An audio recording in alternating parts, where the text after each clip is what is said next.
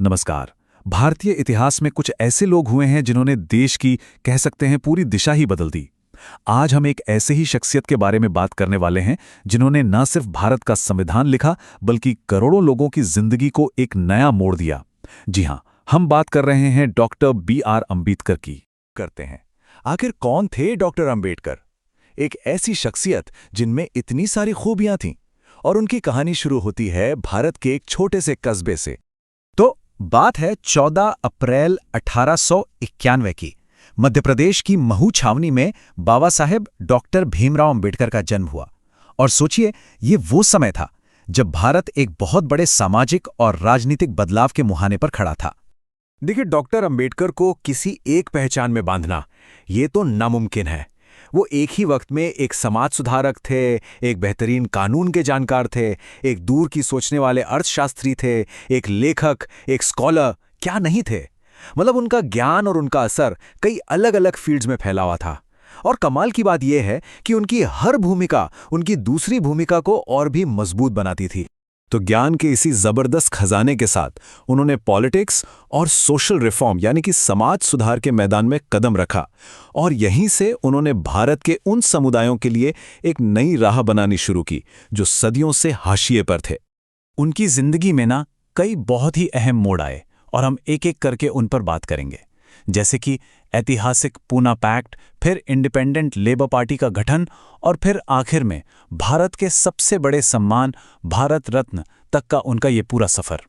और एक बात, डॉक्टर अंबेडकर की आवाज सिर्फ भारत की सीमाओं में ही नहीं गूंजी, वो लंदन में हुए तीनों राउंड टेबल कॉन्फ्रेंस में शामिल हुए, और वहां उन्होंने दबे कुचले वर्गों के अधिकारों की बात एक ग्लोबल स्टेज पर पूरी मजबूती के साथ रखी।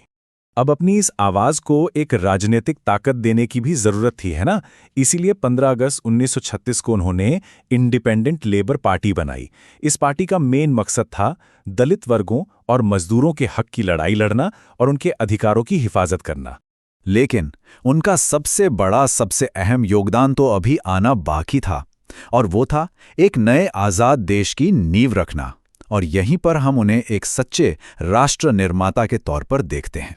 उन्हें भारत के संविधान को बनाने वाली जो ड्राफ्टिंग कमेटी थी, उसका चेयरमैन बनाया गया, और इसी रोल की वजह से उन्हें भारतीय संविधान का मुख्य वास्तुकार यानी चीफ आर्किटेक्ट कहा जाता है। आखिर उन्होंने ही तो देश को उसका सबसे बड़ा और सबसे पवित्र कानूनी दस्तावेज दिया है।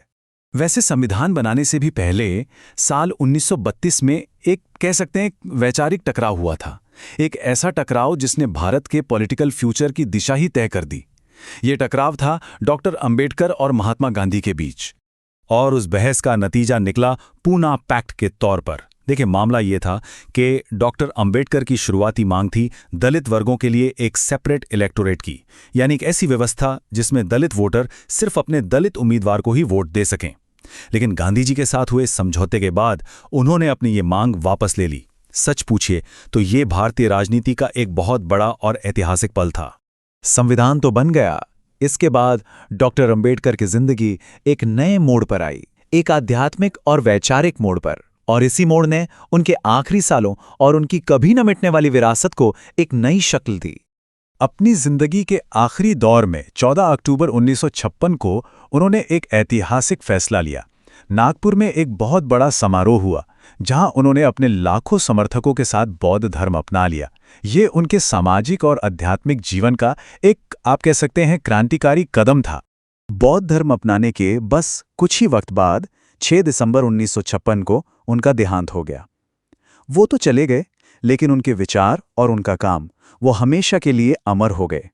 उनके निधन के कई साल बाद साल 1990 में देश ने उनके इस असाधारण योगदान को पहचाना और उन्हें देश के सबसे बड़े सम्मान से नवाजा। उन्हें मरणोपरांत, यानी उनके निधन के बाद, भारत के सर्वोच्च नागरिक सम्मान भारत रत्न से सम्मानित किया गया, और ये सम्मान सच में उनके जीवन भर के संघर्ष और इस देश को बनाने में उनके अनमोल योगदान का प्रतीक है। तो अब सवाल ये उठता है कि डॉक्टर अंबेडकर के विचार और उनके काम आज के भारत को किस तरह से प्रभावित कर रहे हैं। उनकी विरासत हमारे संविधान में, हमारे समाज में, हमारी राजनीति में आज भी जिंदा है। और ये एक ऐसा सवाल है जो हम सबको लगातार सोचने पर मजबूर करता है।